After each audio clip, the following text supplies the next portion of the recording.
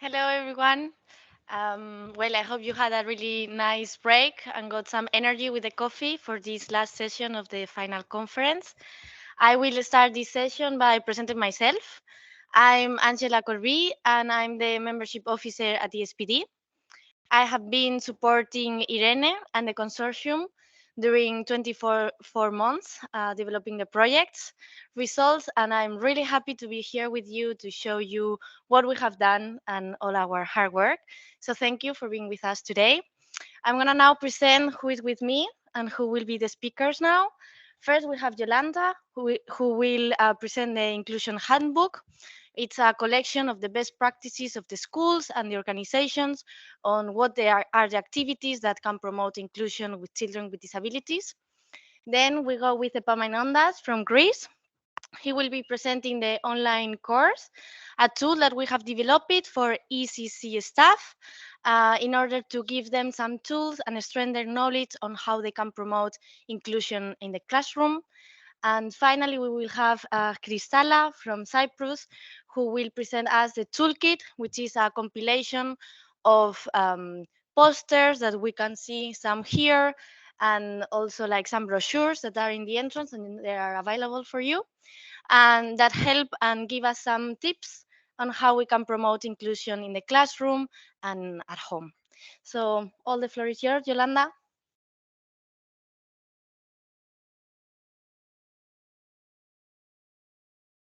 Okay.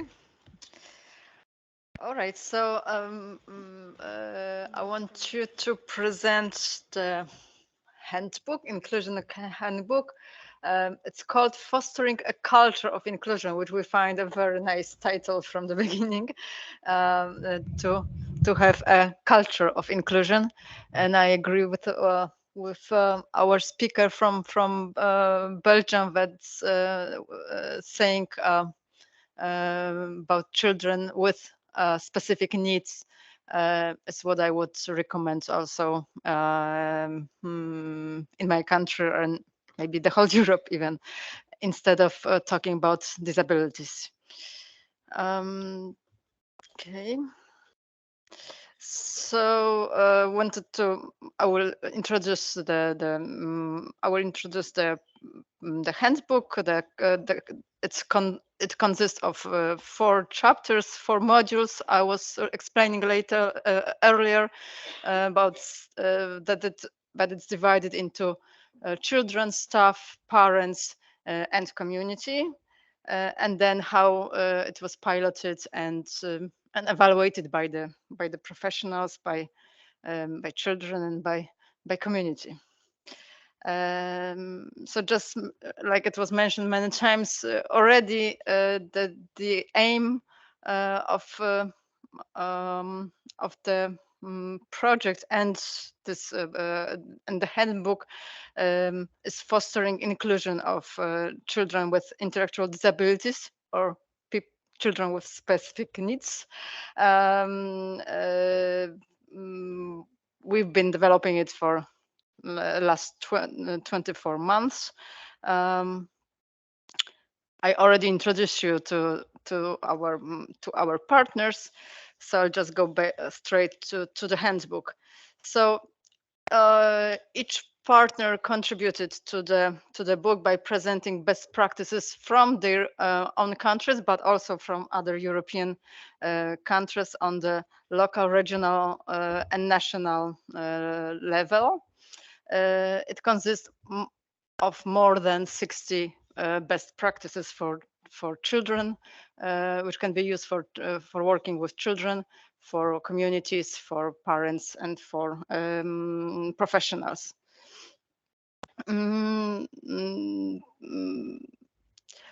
It describes the transferability and applicability to local and national contexts in a clear and a practical way, which basically means that using a best practice from one region or one country can be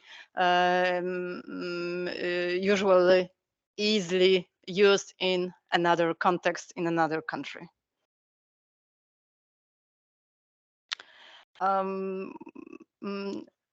Just wanted to focus your attention that while a book is mainly tailored to the needs of early childhood education and care, but it's also useful for parents, community-based organizations, and other institutions, organizations interested in collaborative practices for inclusiveness. The practices presented in the handbook present many simple, low-cost but effective strategies and actions that nurseries and kindergartners can take to increase the engagement of youngsters, parents, and communities in supporting children in need. And now shortly about 4 chapters. So first chapter is consists of 16 best practices for tailored to the needs of children. So there are best strategies, approaches, and activities for encouraging children to support the participation of their peers with intellectual disabilities, helping them feel safe and welcome, develop a sense of belonging, and reach their full potential. So it's targeted to children with and without disabilities. And the example of the best practice I can tell you about is a fairy tale read to students where a puppy grows in a field, upsetting the daisies that can lead to many artistic and creative tasks, exploring diversity and inclusion. Another good practice that is presented in the handbook is a simple activity called family wall at kindergarten with photos of families of the children attending it, directly engages children and visually shows differences between the families, avoiding any stereotypes and underlying diversity. Chapter 2 is targeted on parents and engaging parents in inclusive policy. So there are approaches and strategies for connecting with for connecting and ensuring the successful inclusion of children with intellectual disabilities. And one of the example here is a good practice called Time for Parents, a safe space for sharing experience, including the parenting of a child with disability with the help of a psychologist and for engaging with other parents. Chapter 3 is targeted to the teachers.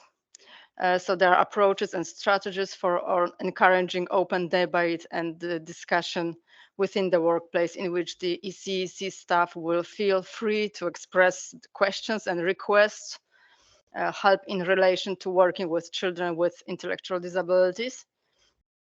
And one of the practice here is the informal, multidisciplinary and supervision meetings in the kindergartens.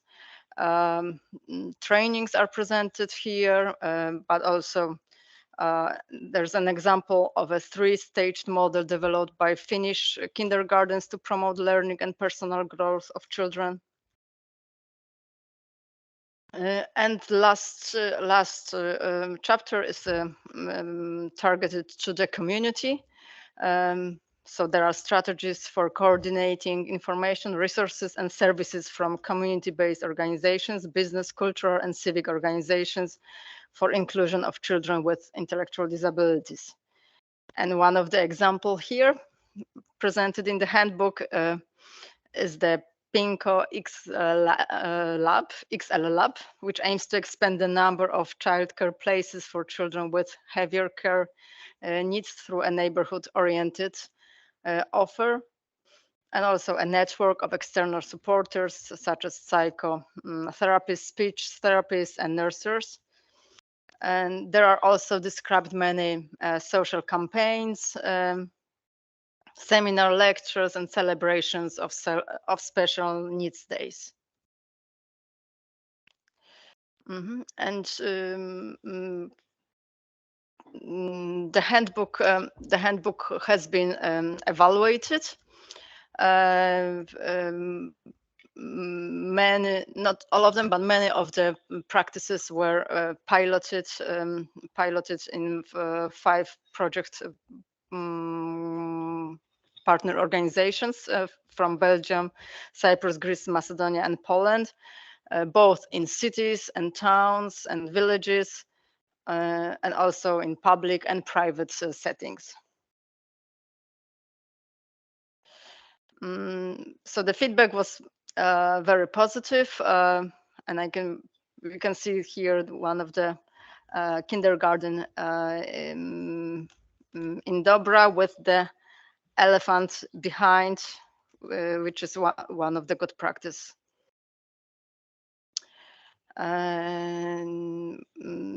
So I have four evaluations from these 4 different settings, and one. So we start with children, and one of the kindergarten was piloting the good practice called Elmer, the multicolor elephant. And staff members who implemented this good practice highly assessed its usefulness for discussing sensitive issues with children. It provides a playful and attractive way of reflecting an otherness. The practitioners value the mixture of different activities, watching the film, but also discussion, drawings, and coloring. Children were truly engaged, and we can see one quote here that Elmer was said to be different, but other elephants liked him just the way he was. Another kid said that all children want to play and have fun. It doesn't matter if you are different. I want to play with you. So we have good evaluation also from children here. Then another evaluation comes from piloting Actida good practice, which offers support for autism. We should say syndrome right now. So the professionals who evaluated this good practice highly assessed its usefulness for addressing the difficult topic with the parents. They very much appreciated the seriousness and professional way in which the information was provided. It was stated that this good practice can be liberating for parents who had just heard the diagnosis of their child. And we have 2 more evaluations. So a good practice called A Group Around the Child. So it's from this group of the professionals. And here members of the group can be teachers, psychologists, speech therapists, occupational therapists. And pilot workshop participants expressed a strong interest in this activity, finding it very appealing and in line with the most advanced practices. It was stated that it would be very good for the school to adopt such a practice, considering that the level of exchange with professionals providing support to children is currently very low. And last evaluation comes from the group of the community. So the practice is called Marching for Autism, and it's a parade on the World Autism Awareness Day on 2nd April. And professionals who piloted this good practice appreciated that this activity takes place outdoors. So in fact, you go to the community itself, and beyond the walls beyond the walls of the classroom, it promotes diversity and togetherness amongst the local community. They also mentioned that this event can be visible to everyone from the community. So as the conclusion, you can see that this handbook presents many activities, the techniques, including complex and elaborated practices, as well as simple, low cost but effective actions with nurseries and kindergartens in supporting children in need. It can be, again, helpful for teachers, parents, and community members, and children, of course.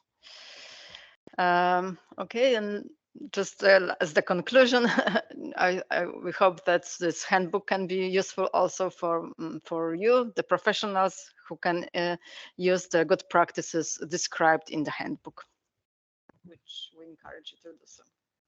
Thank you, Jolanta. Yeah. The handbook is available on our website, and you are all welcome to take a look and see all the practices that you can implement not only at the school, also at home. And as you can see, like all the evaluations were really nice, so they are all for you. And now we give the floor to Epaminondas. Thank you very much. It's great being here. My name is Paminondas Koutavelis. I'm a project manager at CMOP Greece. I'm part of the health promotion unit, and it has been a really great pleasure being a part of the Embrace project and seeing it from the beginning and finally coming here in Brussels for the final conference.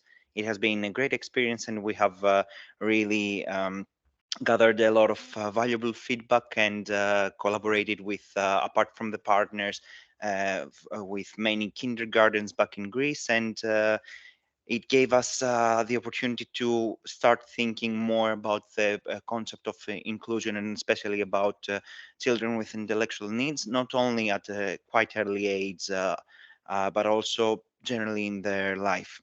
As it's already mentioned, what I'm going to present to you today is the e-learning course. Um, as part of one of the deliverables for the project was to develop one course that is free and accessible for all professionals, all people who might be interested in the topic, and to give them some tools and the basic knowledge on the concept of inclusion and intellectual disabilities, focusing on some more specific details based on the results that we got from the research that we implemented at the first stage of the project. We already mentioned the overall objective of our project, so I don't want to tire you with repeating the same things. As I mentioned, the e-learning course, here you have a QR code that you can scan, and it will redirect you um, to the e-learning course on our website, and there you will find the 4 modules that we have developed. Generally, the main focus of the e-learning course is a response to the evidence that there is a need for training and education in relation to the intellectual disabilities in the ECEC sector, and the systematic building of the level of capacity. Generally, what we have witnessed is that there's not a specific training tailored to the needs that all professionals have, and we try to cover most of the basics and general introduction and explanation of the core topics around inclusion and the intellectual disabilities of the children at a young age. Just to make sure that we are going to develop something that is going to be easy to use, and at the same time it will cover all the needs, we followed the specific steps for the development. First of all, we designed the structure of the course, the lessons and the activities, as well as the learning objectives. We developed the material and tried to make it as interactive as possible, so it will not be something it will be more engaging to the professionals. As it's already mentioned to the handbook, we also did a pilot, and the goal was to include at least 20 professionals from each country. Based on the pilots that we did in every country, we gathered valuable feedback from the professionals in order to adapt and to make any corrections and tailor the content to the specific needs. And finally, a summary report with all the results, the feedback that we gathered throughout the pilot, and all the steps that for anyone who wants to have a summary of the whole process is available. It will also be available on the project website. Regarding the timeline, we started the development of the e-learning course back in September 2022, and we finalized the whole content last month, not last month because we are in December. So we finalized it in October, where we finalized the national versions and we worked on the summary report, as well as made sure that all the content was adapted based on the participants' feedback. As for the modules, the e-learning core consists of 4 modules. The first one is the core philosophy that underpins the inclusive early childhood education and care systems. The second is an introduction to the EU quality framework for early childhood education and care and other key EU policies in the sector. The third module is understanding the cognitive and social development in children with intellectual disabilities, focusing on autism spectrum disorder, Down syndrome, Fragile X syndrome, and Williams syndrome. Lastly, the final module consisted of the key principles in working with children with intellectual disability in the ECEC settings. As I mentioned, the pilots in each country happened around May and June of 2023. In total, we managed to gather more than 100 participants. To be more specific, 127 professionals participated at the pilots of the e-learning course. And we also had professionals from kindergartens, nursery, we had administrative staff, directors of kindergartens, and even in some cases, some stakeholders. As for the achievements that I think that it's quite important to mention in this stage is that it was showcased that we managed to promote the concept of raising awareness and for the inclusion, to help by developing the basic knowledge and understanding of the situation, to engage with the participants, and we also received quite warm and positive feedback from them. As I mentioned, the final step was based on the feedback that we got from all the participants, which we gathered it orally and at the same time from a written evaluation questionnaire. We fine-tuned the content. To be a little bit more specific about the pilots, because it's something that we really think that showcases exactly the importance and at the same time how interesting it was for the professionals as well. Here you can see a small summary regarding the participants. In North Macedonia, we had 33 participants from 7 institutions where they expressed their thoughts through art, through their vision of the social inclusion in the schools, and some activities that created a safe space for a fruitful conversation with professionals.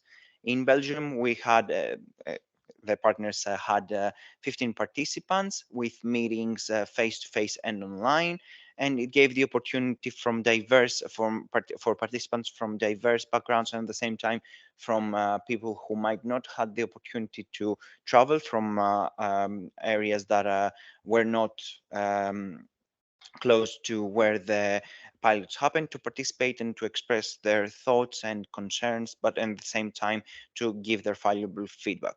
In Cyprus, we had in total 21 participants with teachers from diverse backgrounds and experiences, providing a unique perspective to the project. In Greece, it was implemented in the form of a seminar with the collaboration with the Regional Directorate of Primary Secondary Education of Attica, and we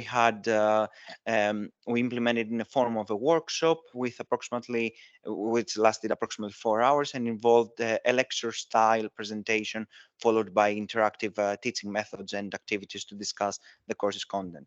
Finally, in Poland, we had 32 participants, and the classes involved various interactive activities such as integrative exercises using theater techniques and group discussion, which allowed for a dynamic exchange of opinions and insights.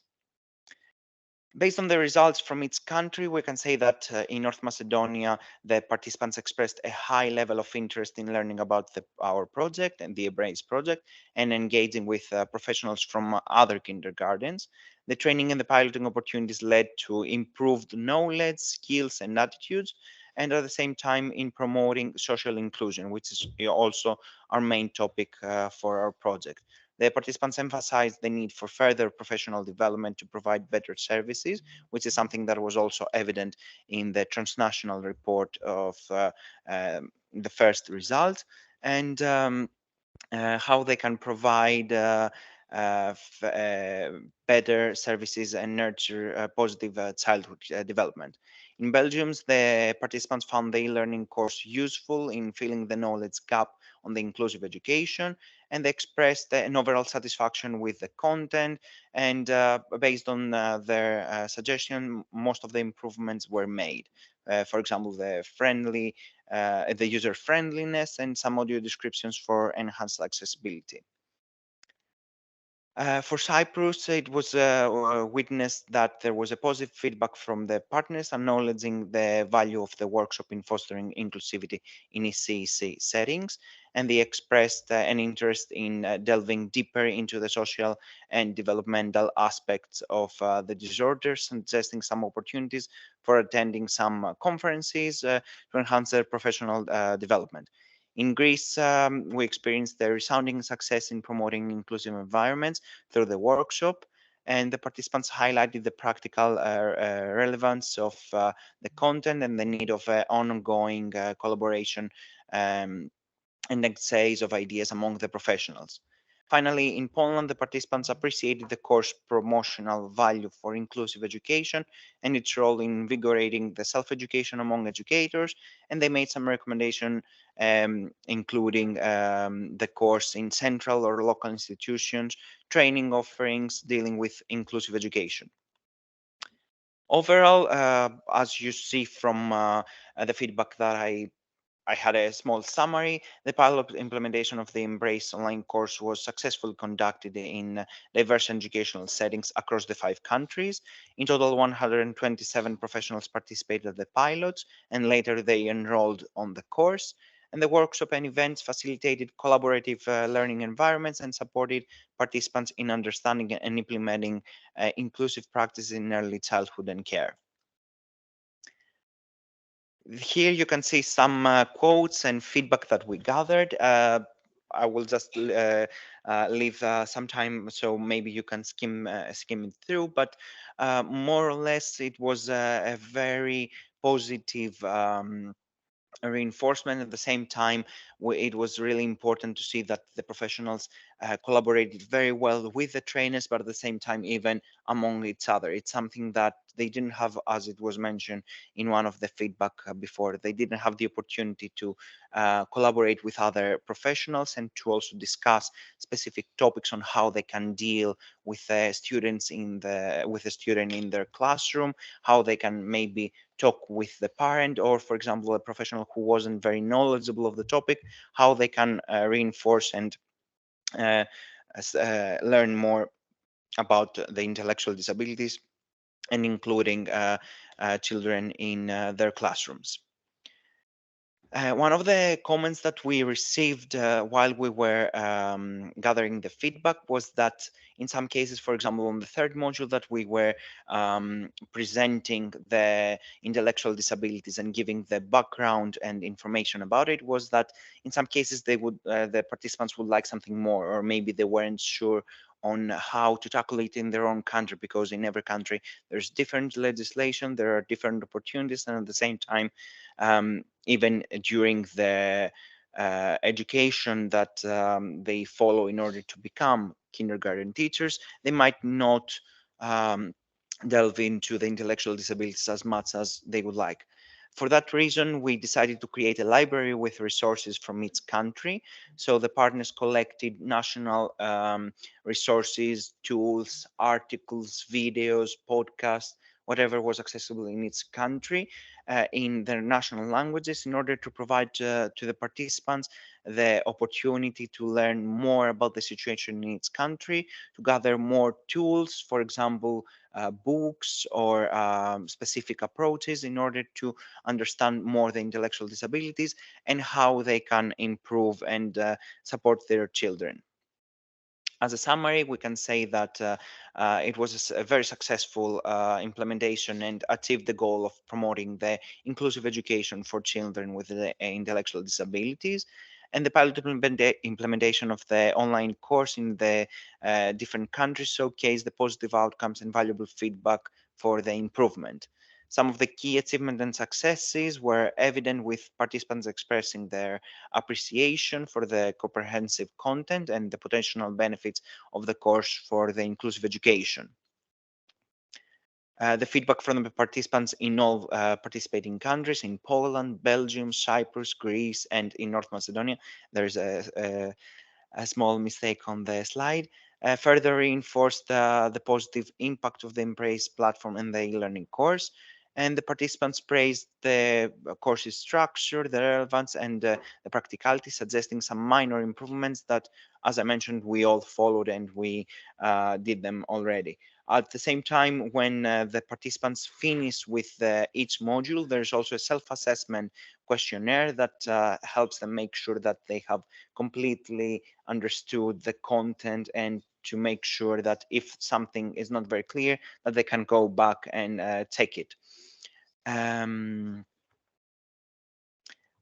Generally, as if from everything that I have presented so far, if we can maybe say one word or one sentence for each of the topics, is that for the achievements, a successful implementation in all the countries and achieving the goals for promoting the inclusion of children, the pilots with very valuable feedback from the participants, and it was something that even later on we received emails and contact from participants saying that they would like to either have a bigger training or even to share it with other colleagues and make sure that everyone is part of it.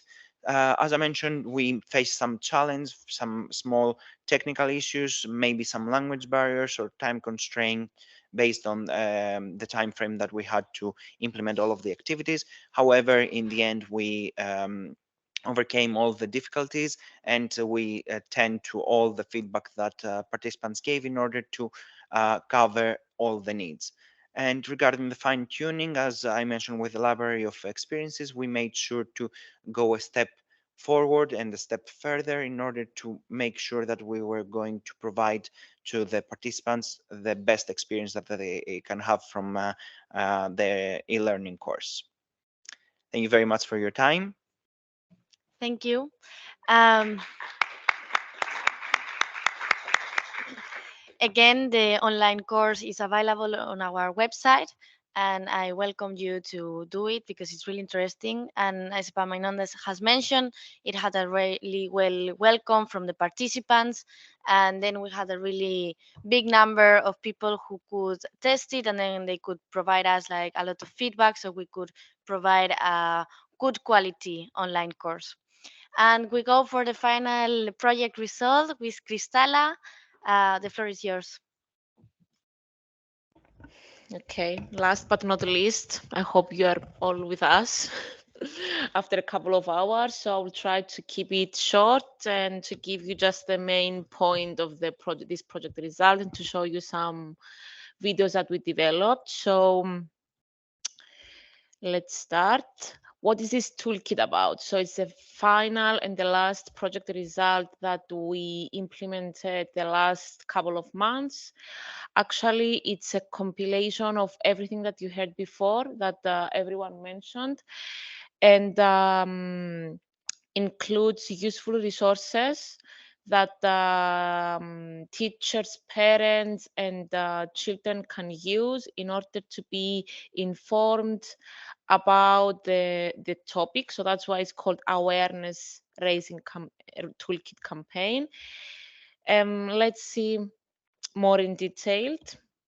So to develop this project result, we developed a step-by-step methodology. First of all, we developed the content, and we divided the whole toolkit into 3 different chapters, which I'm gonna present you in a while.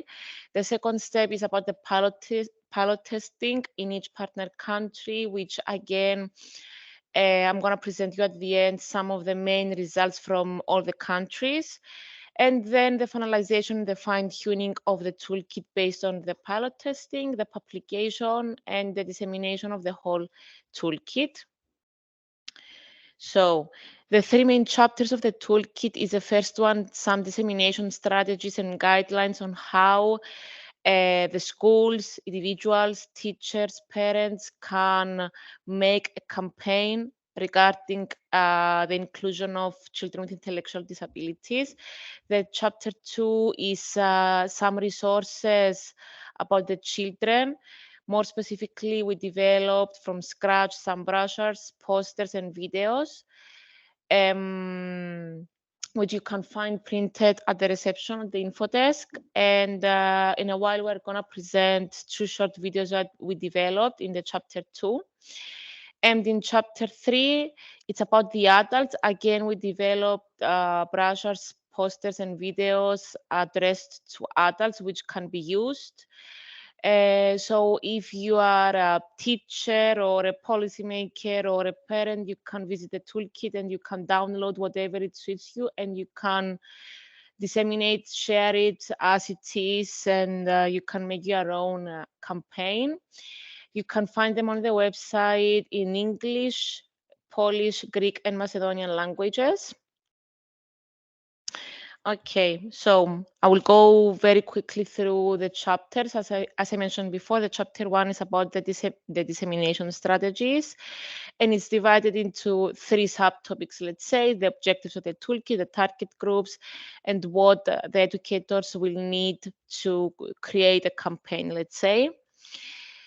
Okay, here we have more in details things about the chapter 1. We have also some tips and tricks about the social media. As we all know, campaigns nowadays, it's more or less based on the social media. So we included some tips, do's and don'ts for teachers, educators, parents, individuals, or what to do and not to do on social media when they create a campaign. Also, we mentioned in the toolkit that it's very, very important to identify our stakeholders, the schools, the educators and the teachers. They need to find specific stakeholders to address this toolkit. And the final step on this chapter is, of course, to create our campaign. I will skip that because it's already mentioned. I don't want to waste our time. I will go directly to chapter 2, which is about the children, the resources that we developed specifically for the children. We developed 3 posters, 3 brochures, and 3 videos. Again, you can find them printed in the info desk, and I guess you can take some of them if you want. Yes, and here you can see the topics of each poster and each brochure, because the main point behind of each resource is to have a context, to include some pictures, icons, which is directed for children. And here you can see the video, which I think we can present it now. Actually, there are 2 videos. They are very short. So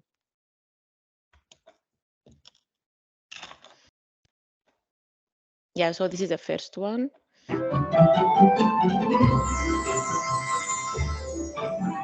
Join us in celebrating diversity in our garden of friendship. Hello, friends. Welcome to a magical garden where diversity blooms and thrives. Today, we'll explore the wonderful world of diversity.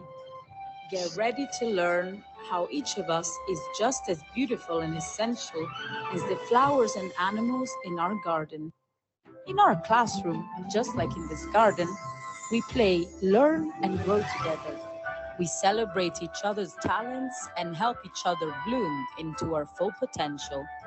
By embracing diversity and celebrating our unique qualities, we fill our space with kindness and understanding, so everyone can shine. Let's take a closer look at our garden friends. Plants, flowers, and vegetables in our garden come with different colors, smells, and tastes. Like each of your classmates has unique qualities. Let's look at our carrot friends. Most of their growth happens beneath the soil, hidden from view. Likewise, some individuals have talents and strengths that may not be immediately visible, but when discovered and nurtured, they can blossom and shine.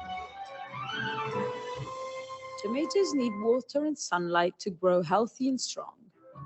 Similarly, some children might need extra help to thrive and be happy. When we lend a helping hand, just like providing water and sunlight to a tomato plant, we can help our friends grow and mature. In our garden, there is so much more life. There are birds and many different bugs too. Say hi to caterpillar and snail. The caterpillar moves with determination, exploring different parts of the garden and munching on leaves, contributing to the ecosystem's balance. The snail carries its home on its back, reminding us that each person has a unique story. The snail moves at its own pace, leaving behind a trail that tells its journey through the garden. Say hi to our garden bees. The bees represent hard work and collaboration. With their vibrant yellow and black stripes, they buzz around the garden, collecting nectar from flowers. Similarly, children can work together towards a shared goal and cooperate, just like the bees do spreading pollen. Meet our friend the mole. Even though the mole is blind, thanks to a great sense of smell, she is able to dig deep tunnels underground and find food. Now it's time to bring our garden of friendship to life in your very own classroom. Great job, everyone. Our diverse and inclusive class garden is blooming with friendship. Thank you.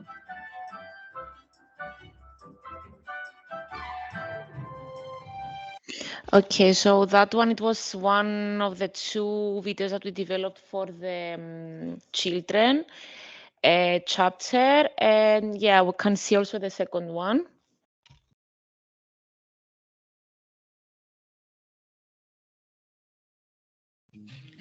Γεια σας αγόρια και κορίτσια. Καλώς ορίσατε σε ένα ξεχωριστό βίντεο όπου θα μιλήσουμε για την ευγένεια και τη συμπερίληψη φίλων με ειδικές ανάγκες στον νηπιαγωγείο.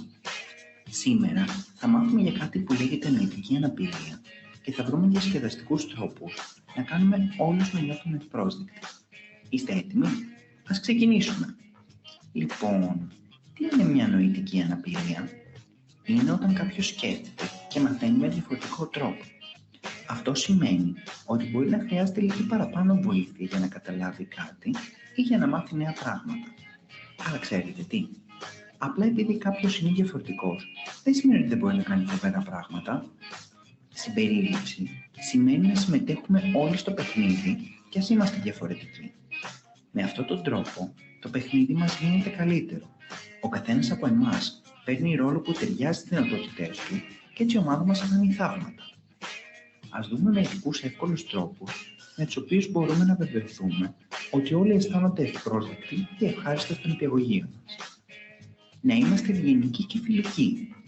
Να χαμογελάμε και να λέμε γεια σε όλους, συμπεριλαμβανομένων όλων των φίλων μας στον νηπιαγωγείο.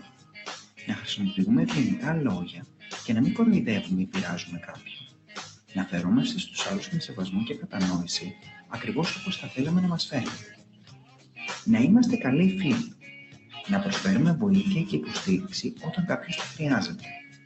Να δείχνουμε υπομονή και κατανόηση. Κάποιες φορές οι φίλοι μας μπορεί να χρειαστούν περισσότερο χρόνο για να κάνουν κάποια πράγματα ή να ακολουθήσουν τις οδηγίες σε ένα παιχνίδι. Να ακούμε προσεκτικά και να δείχνουμε ενδιαφέρον για αυτά που έχουν να πούν οι άλλοι. Η σκέψη και τα συναισθήματα όλων είναι σημαντικά. Να έχουμε ενδιαφέρουσες δραστηριότητες. Μπορείτε να ζητήσετε βοήθεια από ένα γονιό ή δάσκαλο γι' αυτό. Να σχεδιάζουμε δραστηριότητες που μπορούν να απολαύσουν και να συμμετέχουν όλοι. Να επιλέγουμε παιχνίδια που επικεντρώνονται στη συνεργασία, αντί να υπάρχουν νικητές και χαμένοι. Να αλλάζουμε τις δραστηριότητες, αν χρειαστεί, για να τις κάνουμε πιο εύκολες και ευχάριστες. Για παράδειγμα, μπορείτε να χρησιμοποιήσετε εικόνες, πιο απλές οδηγίες ή να δώσετε περισσότερο χρόνο για την ολοκλήρωση των εργασιών. Να προωθούμε. Okay, hopefully you can understand some Greek as well. So yes, you can find most of our videos in the YouTube channel, which they are all in English, and some of them they have also voiceovers in Polish, Greek, and Macedonian. So similarly, in chapter 3, for adults, we developed again in the same logic, the posters, brochures, and videos for adults. Of course, you can find them online. Again, here are the topics of the posters and brochures that us as adults we can use. So you can just download them and use them directly if you create your own campaign. Here you can see some examples of the brochures. And regarding the pilot testing in all the partner countries, in 5 partner countries, they pilot tested in 23 kindergartens in total. Generally, the feedback, it was very positive. They expressed their strong enthusiasm and appreciation for the toolkit, that they can just download it and they can print and use the materials directly with no need to create from scratch something else. Also, they really enjoyed the videos, especially the one that we presented at the beginning, the first one, the Garden of the Future.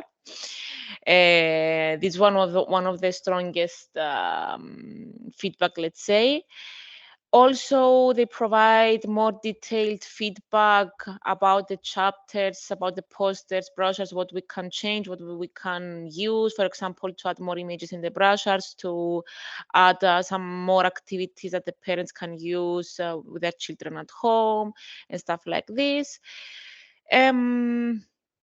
Yes, and also some of them, some of the kindergartens and more specifically the teachers, they really like the idea of have this project result in this kind of projects, that it's only for dissemination purposes, only for promotional material, and it's not so theoretical, let's say, so they can actually use it, and yeah, they really like it.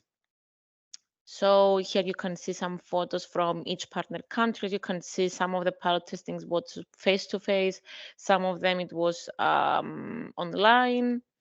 And thank you. I hopefully that it was short and yeah.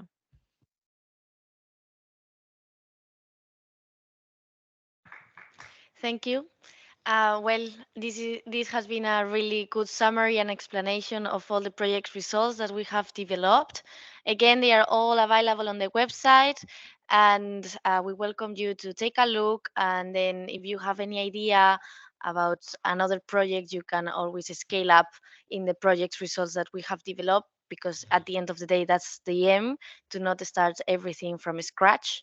And I don't think there is a better ending of this final conference than asking my colleague Irene to come to see the. Well, I don't know if you have any questions. Sorry.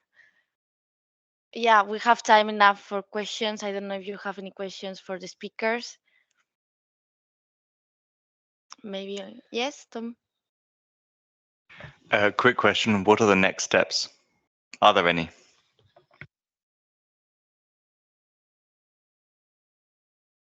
sorry, our colleague Irene will present them shortly. Maybe online, do we have something? Well, then we can go to Irene, to the final speaker, who will present the next steps and the conclusions of the project.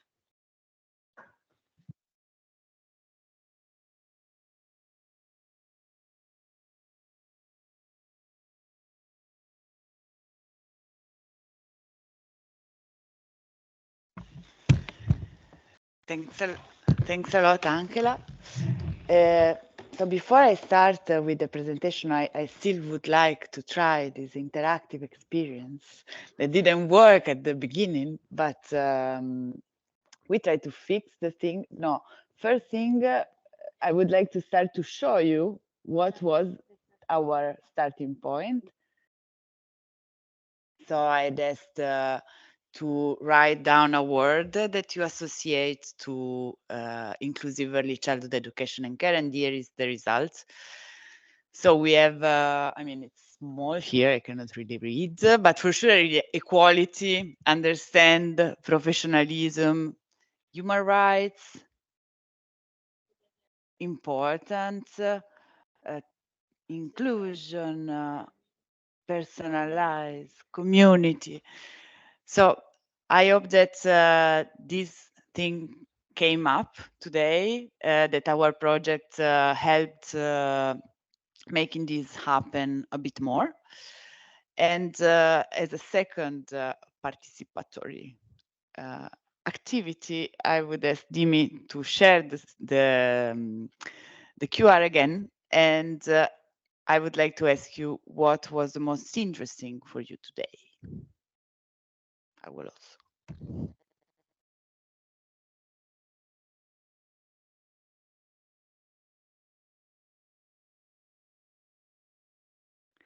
And of course, also the people online are invited.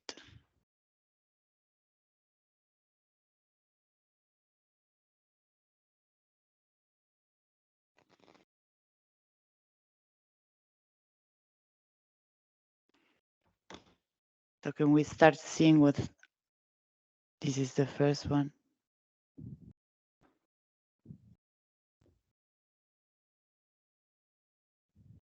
Okay, something is happening. I'm so happy. Some trial, I think, someone that, but yeah, so people enjoyed the practical tools presentation, the quality of the presentations and the speakers, the toolkit, the fact of meeting new people, learning, the local practices, the fact that inclusion is possible. Toolkit again, the toolkit is really, I cannot read the project. Okay, the case studies.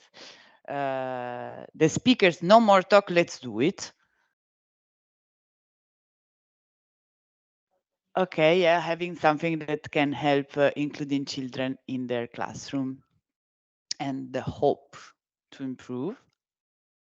So maybe, yeah, I think that we can now move on. Thanks a lot for sharing your thoughts. I'm very happy that this experiment didn't fail at 100%.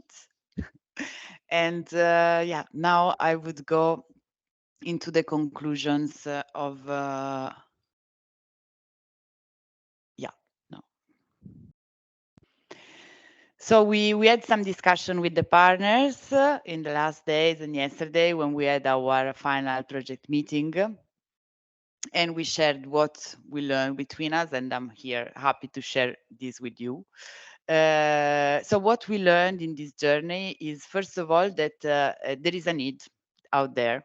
There is a general lack for tools for professional inclusion, in particular for what happens before primary school. So what we did is meeting something that is a real need. And also from the professional side, not only in terms of strategies for inclusion, but also training, there is really a big need.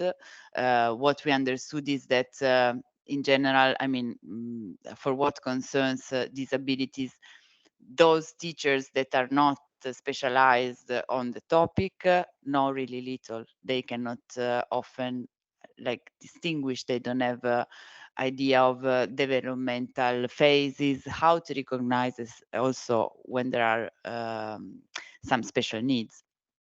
Also that the parents need support too. This project was about 4 target groups. So one were the professional, another were the parents, another were the children, all the children in the classroom, and the last one were the communities. And of course, parents are the first educators of their children. And we are moving towards a family-centered approach in many kind of topics and areas. And also education and pre-primary education is one of those. And the piloting was a great, I mean, multiple activity in the sense that it helped us reach out already to the ground, because the schools that we involved, the professionals we involved, have been knowledgeable about what we are doing. They express enthusiasm and will to start to implement what we developed. And you know, like with sometimes European projects, they become something that is in a website and is there for those who developed it, and maybe from some people that are aware about the EU dimension, but not so much from the practitioners on the ground. So the fact of piloting was really a very good way to have a bigger outreach, and also to improve the quality of what we were doing. Maybe some of the results we developed could be even more closely have been developed with the professionals. But for sure, the fact of having some moments for us to try and discuss, even only discuss what we had done, was really helpful for us. So yeah, it was challenging sometimes to reach out, because of course they were not real partners of the project, that weren't compensated for it. But once we could found people that were interested really in the quality of what we were doing, then we had very good collaborations. So this was what we learned. The other question we are asking to ourselves is, okay, we did this, we did these pilots, but how can we scale up the results? So already all the results, I mean, it was said quite a few times, are available on the project website, social media, and YouTube channel. And we, as SPD, are a big network active in Europe and beyond. And we do have multiple partners. Some of them are here in the room, some of them are joining online, and some others are very busy. But we will reach out to them and share our results for them to be aware, also because the fact of having them in English can be helpful in this sense. We also have knowledge hub, so a section of our website where we store resources, and there for sure, apart from the project website, we will reproduce the key results, and we also have a section for e-learning courses, so the course will be there too. Yeah, the idea is also stepping stone for older ages is not very understandable, but it means that when working with children and in activities for children from 6 plus, what we developed can be inspiring and useful, because in the end, somehow it's there are activities that are maybe simpler, but it doesn't mean that they cannot be used for children that are a bit older. Maybe it's the opposite, that doesn't work sometimes, because when you have activities that are very complex for older children, then it's difficult to apply them to another cohort that is from 0 to 5. But what we have can be used, and can be used also for developing other activities for the same target group. Some ideas to follow up could be to translate what we did in other languages. could be to work more towards the parents, because we realize that there is a need there for emotional support, for better support to their children, in particular the age of early childhood education and care is the age often when the parents realize there is something different there, and this can come with fear, with stigma, with lack of acceptance. So I mean, in general, everything that can help parents, such as parenting apps or, I mean, research tools, activities, is something that is really crucial also for them and for the children. For what concerns the professional, there is a political part, which is really like trying to advocate to have more training for them about inclusion in general and about disabilities in particular, which means having different and better university curricula, but also in-service training, such as the one that we developed. And then there is an element about child development, developmental monitoring. So the knowledge of the different developmental steps that a child would have, and how, if this is different, can be identified as a sign of a special need. So all professionals in schools, not only in schools, also in the health sector, should know about it and be able to identify risks, because the sooner the better. These are years where the neuroplasticity of the child is higher. So if the parents are supported, if the child is supported properly, you can really make a change. And another very important moment is about the transition from kindergarten to primary schools. So it's a delicate moment, so activities, manuals, tools could be developed for these parts. I think, yeah, that was it. We are early.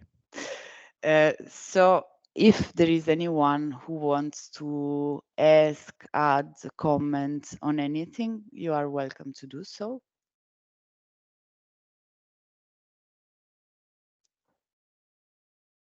Online, nothing. So I would thank you all, the people here in the room, for your attention and participation. The people online, that are many, for being with us until now, and for having followed.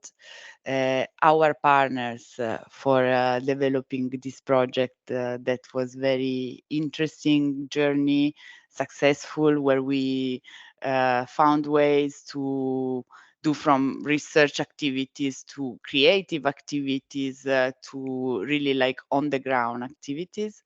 It was great. It was great to work with you and to share this passion. And I would like to thank the speakers that came. Thanks, Hilde. Thanks to Geraldine, who is not there anymore. I mean, in the room anymore.